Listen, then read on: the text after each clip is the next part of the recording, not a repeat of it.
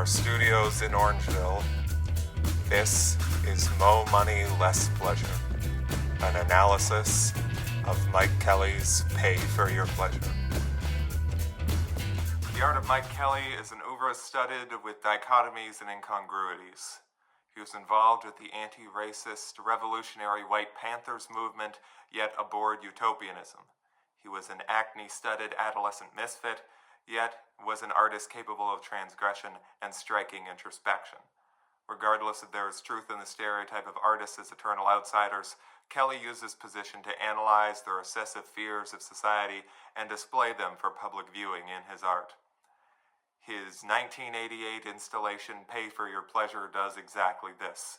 The work depicts the ingrained biases of society, namely the fascination with geniuses and criminals, and how easily both images are unraveled. The work critiques the knowledge-giving institutions of society in order to question how the public perceives the other.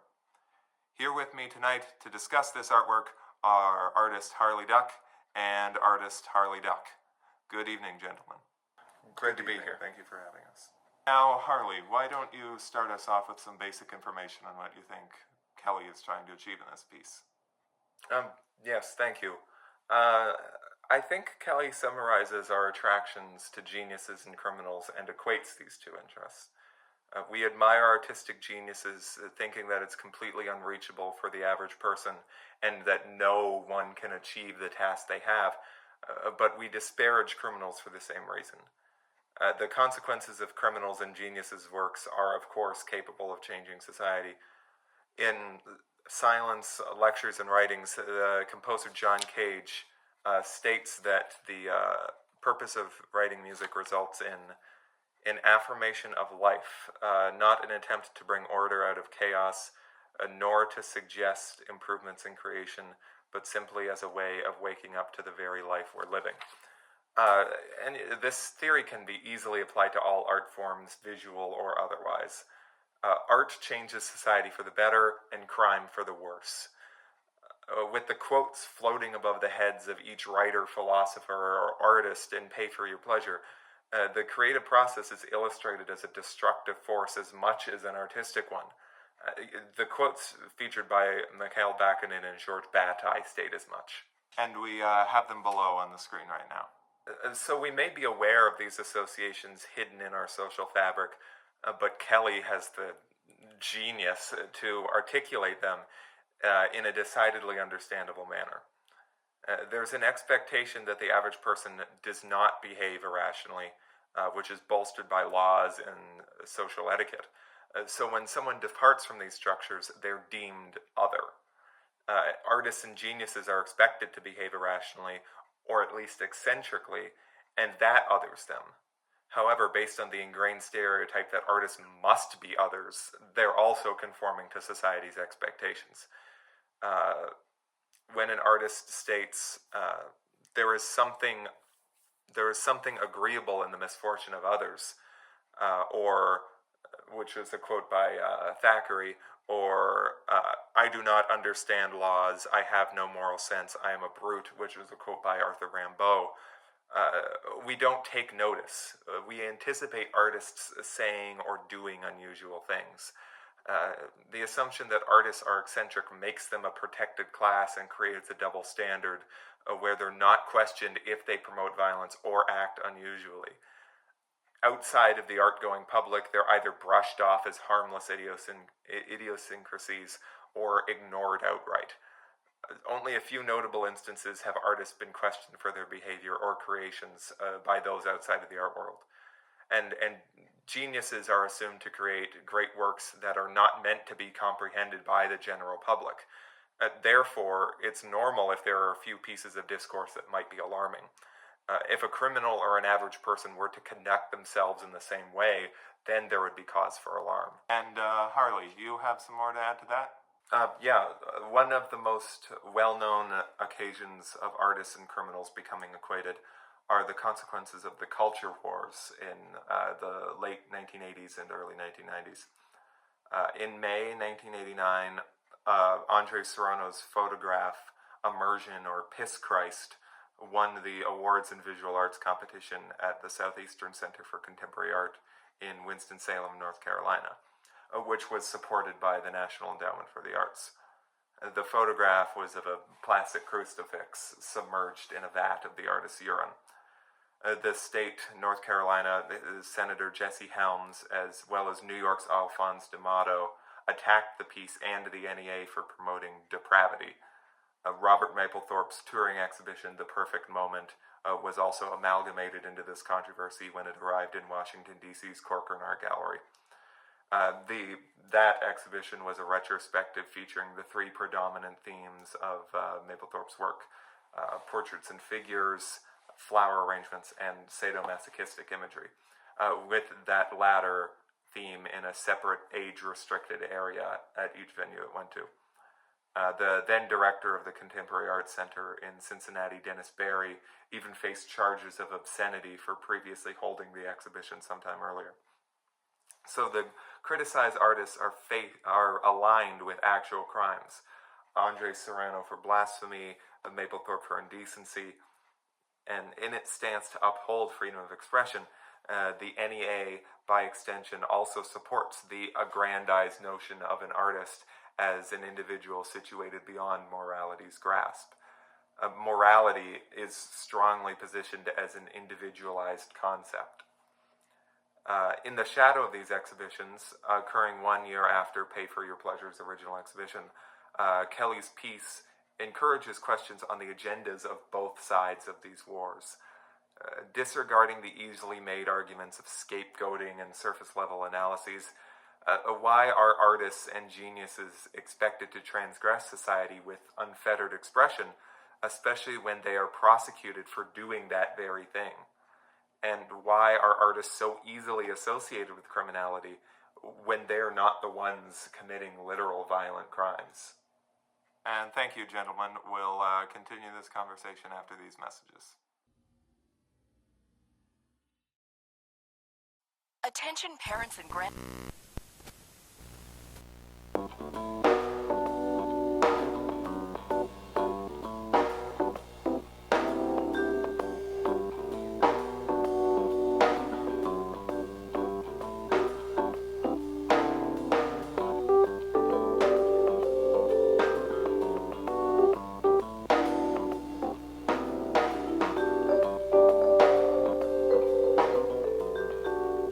Welcome back, everyone.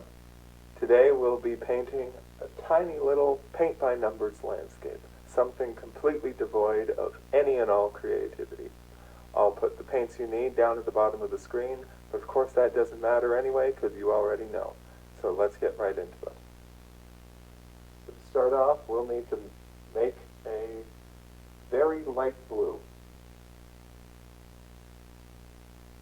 And of course, what you'll then need to do is fill in with that light blue every single spot on your tiny little canvas here where the number 1 is, and then continue on with that for every other number, making no decisions yourself whatsoever.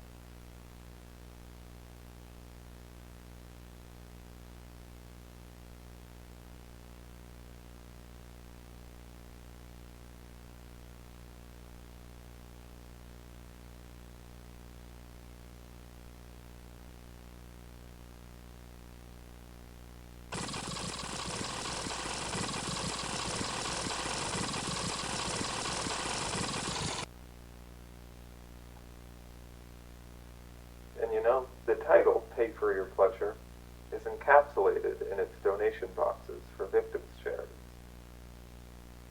They are voluntary, but present the notion that there is a price to pay for the joy we receive in admiring geniuses or degrading criminals. The donation boxes are like indulgences from the Catholic Church in the Middle Ages.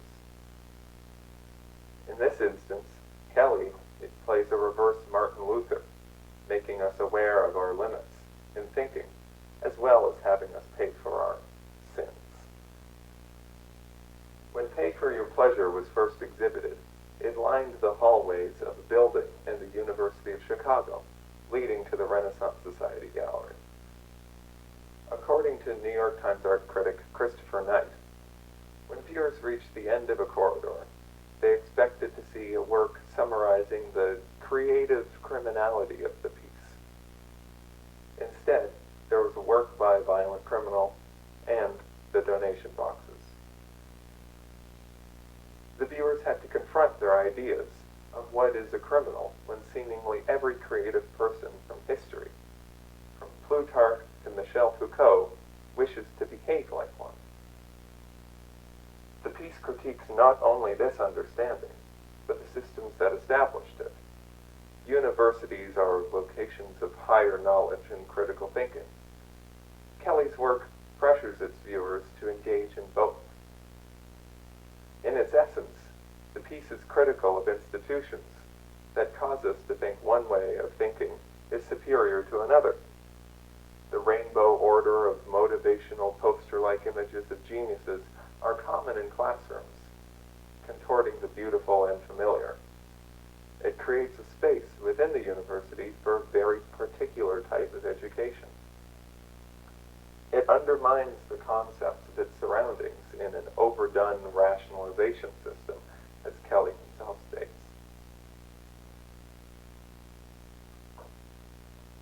Oh, and would you look at that? On my palette here, I'm running out of paint. So, of course, that means I need to squeeze out more, and that will just lead me to having way too much on my palette, and then I just waste a bunch of paint. But of course, you already knew that that's how that was going to work, and that's inevitable.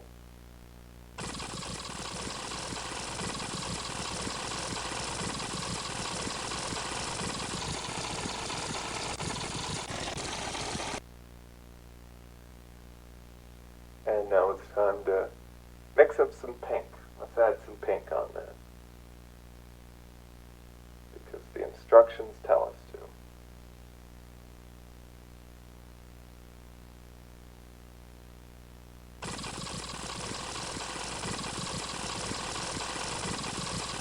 Ruminating upon a certain topic for too long eventually becomes thinking about thinking. And although it may be self-reflexive and academically productive, if one is too attached to an idea or too invested in their preferred way of cognition, it can prevent one from seeing logical errors. But pay for your pleasure doesn't present itself as the definite article of disseminating knowledge either. Several of the posters had to be smaller in size to fit around the fixtures in the university hallway. The larger systems that shape us still leave an indelible mark on how we function. Societal ideals of how normal people, artists or criminals, behave could be completely different depending on what these institutions teach us.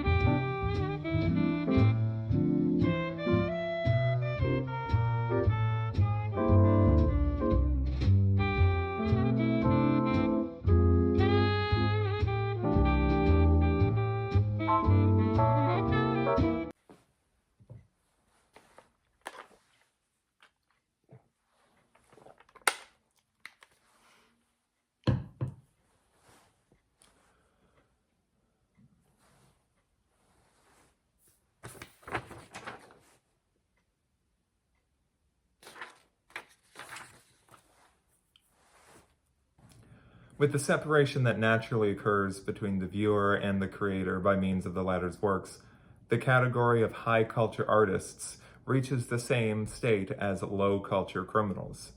Eventually, these figures are known only for their ideas, and their personhood is forgotten. They are transformed into signs defined by collective knowledge, true or false.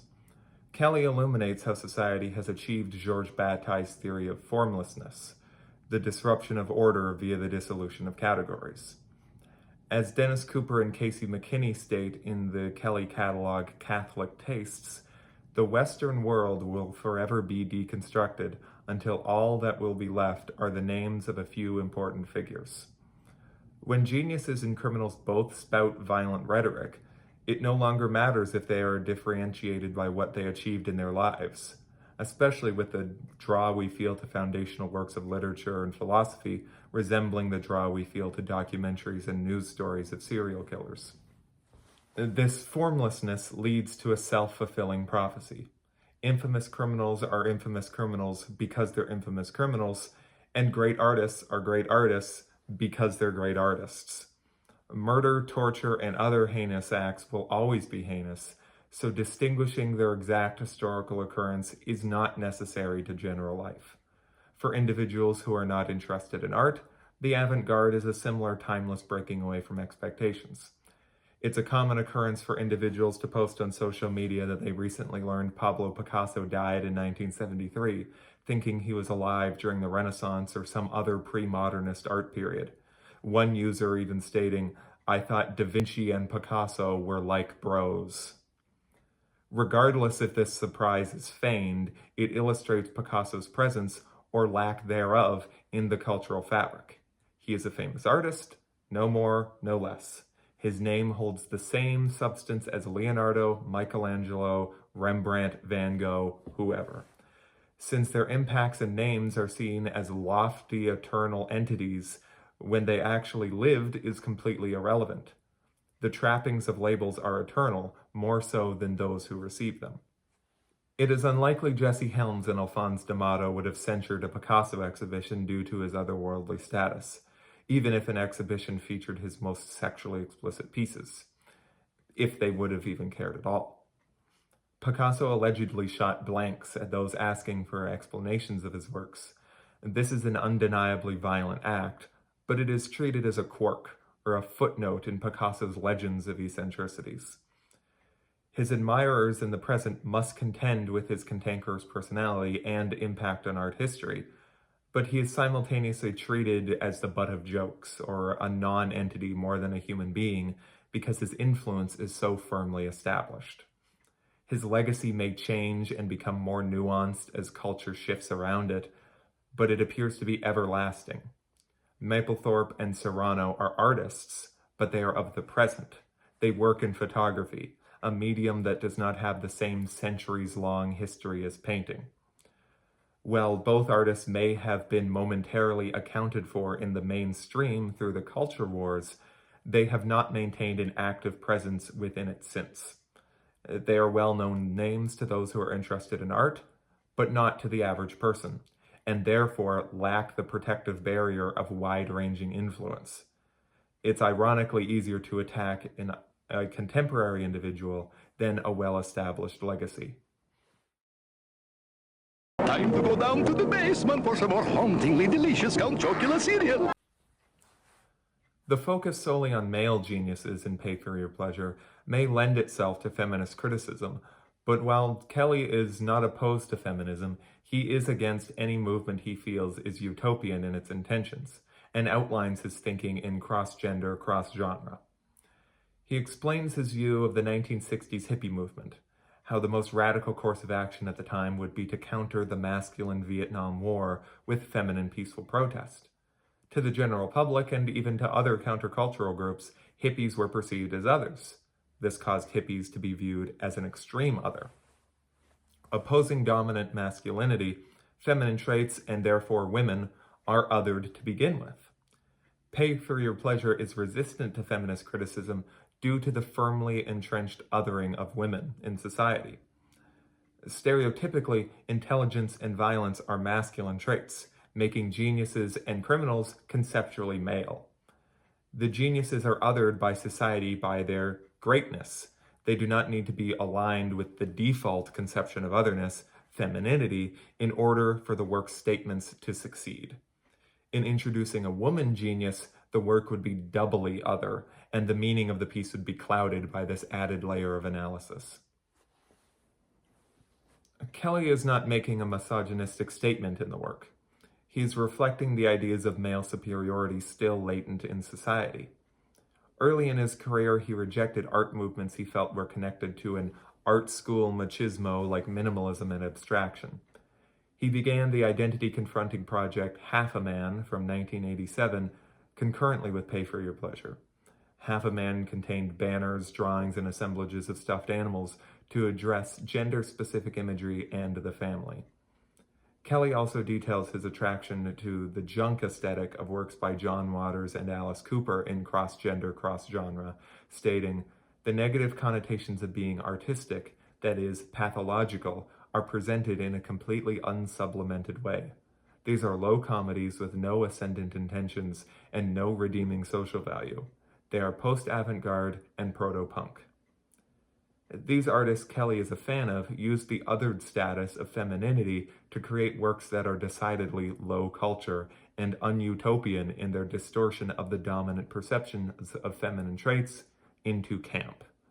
By endorsing crimes, the geniuses are not presenting an idealistic worldview. They present one which is violent and terrifying, reflective of society's true culture, and what Kelley aims to cultivate.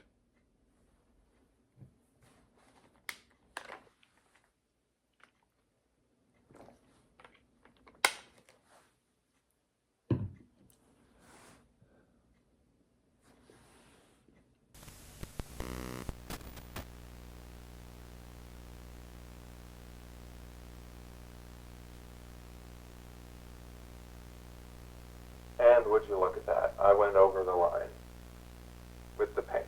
So I just gotta hope that when I get the next color on there, it all sorts itself out and overlaps.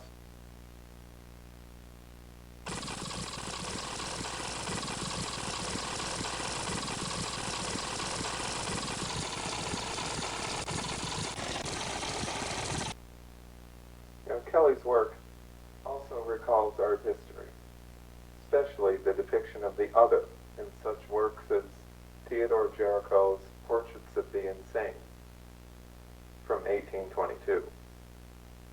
Although the origin of the series is unknown, it was most likely commissioned by a psychiatrist studying monomania, extreme delusional obsessions. Gericault created sensitive portraits, but the works are still marked by the overtones of othering the subjects. The portraits were made for studying the sitter's phrenological features under the collective label of the insane, not as individuals. Neil Worman, part of the Research Center for Therapeutic Education at Roehampton University, states, "The portraits themselves pose a direct challenge. Each consists of a head and shoulders and the upper part of the torso, but that is all. They look obliquely out with enigmatic expressions, apparently sunk in their own worlds. Each is labeled with his or her peculiarity." This description can be applied to Pay for Your Pleasure with no emendation. The insane are defined by their afflictions of gambling mania or delusions of military rank, just as the geniuses in Pay for Your Pleasure are characterized by their labels of geniuses. Kelley's appropriation of images and quotes of the figures also recalls Marcel Duchamp's Ready-Mades. Both works use previously existing media and function as a test for the institutions they are placed in, and to illustrate the biases present in the viewer's thinking. Where Duchamp attempts to advance the newly established ideas of modern art to their fullest and critique galleries and critics, Kelley examines the viewer's visions of the other. And with that, the painting is done. So, I'd like to thank you all for coming along with me. I won't wish you happy painting, because some of the best paintings were made in fits of madness or were slow and methodical, and the guy who painted it hated every minute of it. So I'll just wish you painting. So, in conclusion, Mike Kelley's Pay for Your Pleasure functions as a critique of the dominant systems of education and, by extension, cultural literacy in order to examine the societal status of the other. The work provokes thoughts on the cognitive biases institutions may establish and on the hidden conceptions regarding those excluded from society. By contrasting genius with criminality, Kelley questions if there is a cultural difference between the two, or if any cultural figure is differentiated from another beyond their name. If one performs a certain trait or action outside of what is deemed average or acceptable, they are simply othered. As the maxim of great art goes, it proposes many questions, but answers none itself. Pay for your pleasure does exactly this. I thank you again, gentlemen. On next week's show, I will be speaking with some jerk about some stupid thing he did. Probably, I don't know. Until then, good night.